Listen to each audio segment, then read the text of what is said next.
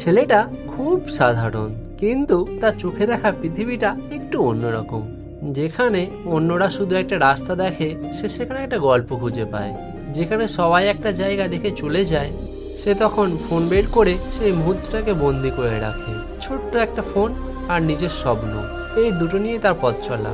কখনো বন্ধুদের সঙ্গে হঠাৎ কোথাও ঘুরতে যাওয়া, আবার কখনো নিজের এলাকায় কোনো ছোট্ট সুন্দর মুহূর্ত ভিডিও করে রাখা। এই সবই যেন তার জীবনের গল্পের এক একটা পাতা।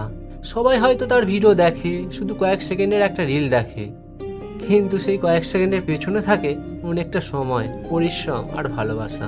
সে জানে পথটা সহজ নয়, সব ভিডিওতে ভালো ভিউ আসবে না, সবাই প্রশংসা করবে না, কখনো কখনো নিজের কাছেই মনে হবে আমি কি সত্যি পারবো।